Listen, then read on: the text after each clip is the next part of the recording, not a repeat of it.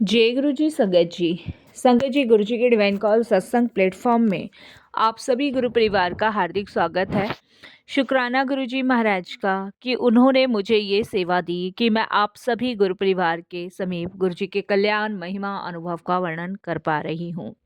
संगत जी, आज का जो सत्संग मैं आप सभी के साथ शेयर कर रही हूँ, अनुराग अंकल का सत्संग है। बहुत ही प्यारा, बहुत ही ब्लेसिंगफुल सत्संग है। संगत जी, आज मैं आपको एक ऐसी सच्ची घटना सुनाने जा रही हूँ जिसे सुनकर शायद आपकी आंखें नम हो जाएं, लेकिन अंत तक पहुँचते पहुँचते आपका दिल विश्वास और भक्ति से भर जाए। संगत जी, अनुराग अंकल के जीवन में भी इतना अंधकार था कि कहीं से उन्हें रोशनी की किरण नजर नहीं आ रही थी। और कहते हैं ना संगत जी, जब इंसान टूटा हो, बिखरा हुआ हो, तो उसको समेटता उसका परिवार है। लेकिन अगर वही परिवार उसका साथ छोड़ दे, उसको डूबते हुए छोड़ दे, या उसको उसकी परेशानियों को ना समझे, तो ऐसे में आदमी ना तिर-पिर हो जाता है। हम सभी जानते हैं संगत जी, सुख और दुख तो दोनों जीवन के एक ऐसे पहलू हैं जो आते हैं जाते हैं। लेकिन सुख में तो हर कोई खड़ा हो जाता है, लेकिन दुख में असली पहचान जभी होती है इंसान की, जब वो आपके दुख में जी जान से खड़ा हुआ है। संगत जी, और दुख की घड़ी में सबसे पहले कोई रिश्तेदार या आस पड़ोस का हो या ना हो, परिवार का होना ज़रूरी है।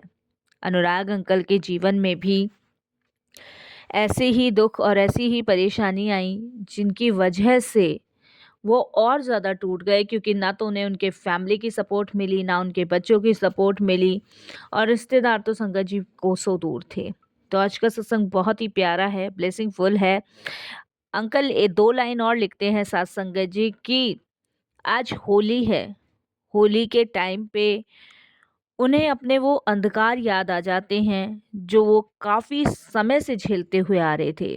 ये तो गुरु जी की कृपा है कि उनके जीवन में वो अंधकार हट के रोशनी की कुछ ऐसी किरण आई, जिनका वर्णन आज उन्होंने इस सत्संग में किया है। तो प्लीज़ आप ध्यान से सुनिएगा, अंत तक सुनिएगा, पूरा सुनिएगा। और इसके अलावा अगर आप भी अपने अनुभव शेयर करना चाहते हैं तो हिंदी में साफ राइटिंग में आप अपना सत्संग लिखकर हमारी जीमेल आईडी पर सेंड ज़रूर कीजिएगा।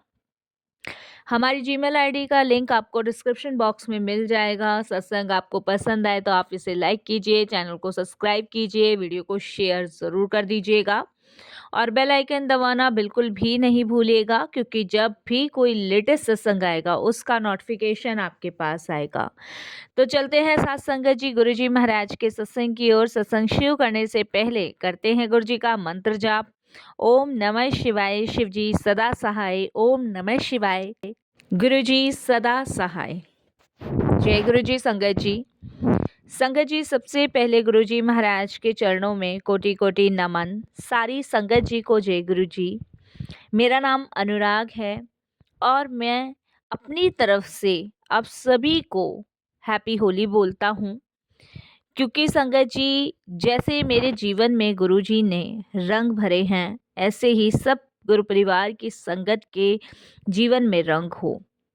संगत जी, एक टाइम ऐसा था कि मेरे जीवन में रंगों की जगह संगत जी अंधकार भरा था। मेरा जीवन बेरंग था। जहाँ से मुड़ूं वहीं अंधेरा, जहाँ देखूं वहीं अंधेरा।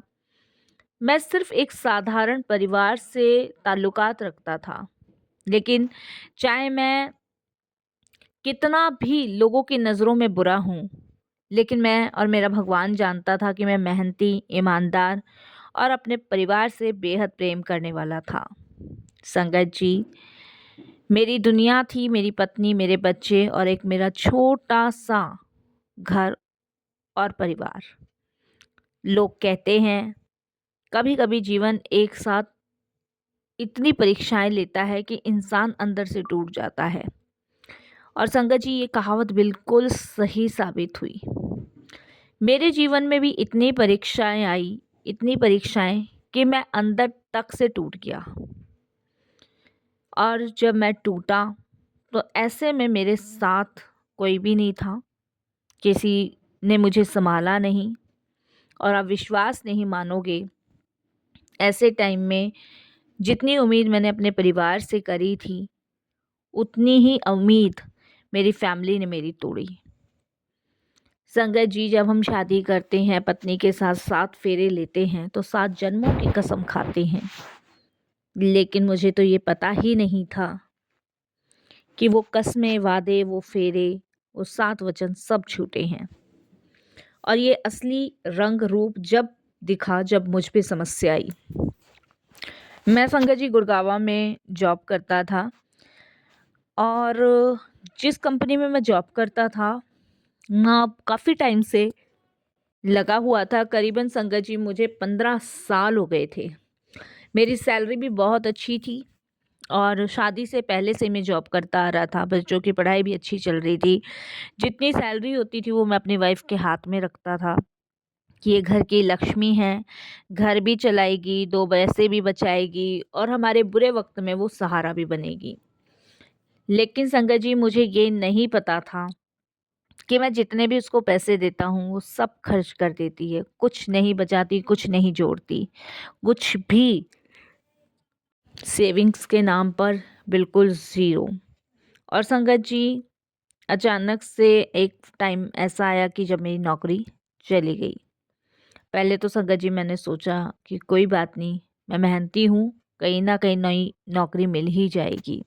और मैं खैर क्या संगत जी, हर इंसान यही सोचता है कि चलो कोई बात नहीं, नौकरी चली गई, कहीं ना कहीं दूसरी मिल जाएगी। और यही चीज़ संगत जी फैमिली वाले भी सपोर्ट करते हैं कि भाई चलो, अब तुम नौकरी नहीं तुम्हें है तो कोई बात नहीं, कहीं और ट्राई करो, मिल जाएगी, परेशान मत हो, मैंने 2 पैसे जोड़ रखे हैं, या आप हिम्मत देता है। लेकिन संगत जी, हिम्मत तो दूर दूर से कहीं से भी नज़र नहीं आ रही थी। संगत जी, कोई बात नहीं, 1 महीना, 2 महीने, 6 महीने तक मुझे नौकरी नहीं मिली। दिन प्रतिदिन घर में झगड़े होने शुरू हुए, कलेश होती थी, बहुत तगड़ी कलेश होती थी। जो औरत मुझे शादी से पहले आप करके बात करती थी, वो शादी के बाद तू तड़ाके पे उतर आई। संगत जी, जिस औरत ने कभी नज़र उठा के बात भी नहीं की, उसने हाथ उठाने शुरू कर दिए। संगत जी, बात बात पे घर छोड़ के जाने की धमकी। और संगत जी, आप समझ सकते हो कि ऐसे पे आदमी पे क्या बीतती है। संगत जी, मैं अपनी पत्नी से परेशान रहने लगा। जो रिश्तेदार चाय पे बुलाते थे ना, वो फ़ोन उठाना बंद कर दिया उन्होंने, क्योंकि 6 महीने नौकरी नहीं मिल रही। संगत जी, ये मैं भी क्या कर सकता हूँ बताओ। मैं मज़दूरी करने को भी तैयार हूँ, तो भी उसको पसंद नहीं आता, क्योंकि संगत जी वो हाई प्रोफाइल सोसाइटी में उठने बैठने लग गई थी। अब उसको एक फटीचर पति कहाँ पसंद आ रहा था। और संगत जी, इतनी हाई प्रोफाइल सोसाइटी में बैठने के बाद उसको संगत जी वापस गरीबी में आना मंजूर नहीं था। मुझे नहीं पता चलता था संगत जी, मुझे तो ये कह के जाती थी कि वो जागरण वाली मंडलियों के साथ जुड़ गई है। लेकिन संगत जी, वो जागरण वाली मंडलियों के साथ ना जुड़ के कैफ़े में जाती थी, पार्टियां करती थी, डीजे नाइट करती थी, और मुझे कहती थी कि वो जो है जागरण की मंडलियों में जाती है जागरण करने, जिससे कि घर की हेल्प हो सके। लेकिन सही नहीं संगत जी, ये सब झूठ बोला उसने। ये बच्चों ने मुझे बताया बाद में। संगत जी, सारे रिश्तेदारों को फ़ोन करने के लिए मना कर दिया, उल्टा सीधा उनको बोला। बहुत दुखी, बहुत परेशान हो चुका था मैं। आस पड़ोस भी सुनने लगा, और आस पड़ोस का तो ये कहना था कि अनुराग का क्या हाल हो गया है। रिश्तेदार बात नहीं करते थे। संगत जी, ऐसे समय बीतता गया, हर त्योहार पे रंग लगने लगे। रक्षाबंधन, दिवाली, होली, सब बेरंग संगत जी, सब बेरंग। एक दिन संगत जी होली का दिन आया। पहले हमारे घर में जब मैं नौकरी करता था, इतने धूमधाम से होली मनाई जाती थी कि जैसे मैंने आपको बताया कि जब मैं नौकरी करता था, मेरी सैलरी आती थी, मैं उस सारे पैसे उसके हाथ में रखता था कि विश्वास, भरोसा बहुत बड़ी चीज़ है। लेकिन संगत जी, रंग गुलाल, मिठाई और हंसी मजाक से ही होते हैं और इससे ही त्योहार अच्छे लगते हैं। लेकिन संगत जी, कई सालों से ना घर में मिठाई, ना रंग, बच्चे चुप, और संगत जी मेरी आंखों में आंसू। छत पे खड़ा होके ना मैं अकेला आसमान की तरफ देखता था और यही देखता था कि नीचे मोहल्ले में होली है, कितनी आवाज़ें आ रही हैं, लोग कितना खुश हैं, कितना एंजॉय कर रहे हैं, और मेरी वाइफ अपनी किटी सहेलियों के साथ संगत जी ड्रिंक कर रही है, सिगरेट पी रही है। पहले मुझे लगा संगत जी ये हो नहीं सकता, लेकिन जब मैंने उसे खुद नशे की हालत में देखा, जब मैंने उसकी ऐसी ऐसी पिकें देखी जिसे देख के मैं हैरान हो गया, मेरी ज़िंदगी के सारे रंग चले गए, सारे रंग। मेरा विश्वास पूरी तरह टूट गया, पूरी तरह टूट गया। और संगत जी सबसे बड़ा दर्द क्या हो सकता था? मेरा घर बर्बाद हो गया संगत जी। जब हम जिन पर सबसे ज़्यादा भरोसा करते हैं ना, वही हमारे दर्द को समझ नहीं पाते। तो संगत जी उस समय आप जो है ना अपने आप को दोष देते हो कि ऐसी क्या गलती आपसे हो गई जो कि आपके दर्द को नहीं समझा किसी ने। परिवार के कुछ लोग, मेरे जैसे भाई भाभी, सब मुझसे कहते हैं तेरी गलती है, तूने ज़्यादा सर पे चढ़ाया ना, और पैसों ने इसकी आंखें फाड़ दी। क्योंकि संगत जी करीबन मेरी सैलरी, ये लगा लो मैं बता नहीं सकता, 60-65 हज़ार रुपये। मेरी मजबूरी, मेरी किस्मत समझ लो, जो मुझे नौकरी नहीं मिल रही थी, और उन पैसों से उसने संगत जी सब अय्याशियाँ करी। और मैं यही सोचता कि कुछ तो गलती होगी मुझसे। धीरे धीरे संगत जी मैं अंदर से टूट रहा था और पूरी तरह टूट चुका था। कुछ बचा नहीं था जुड़ने को, सब कुछ ख़त्म सा ही मानो, इतना बुरा टूटा था। रात को नींद नहीं आती थी, दिन में मन नहीं लगता था, क्योंकि संगत जी गालियों ने इस कदर मुझे झंझोर दिया था कि मेरे कानों में सिर्फ गंदी गंदी गालियाँ चलती थी। क्योंकि जो मैं सुनता था, मेरे से कपड़े धुलवाना, बर्तन धुलवाना मैं करता था संगत जी, मजबूरन करता था कि बच्चे हैं, बच्चों पर प्रभाव ना पड़े।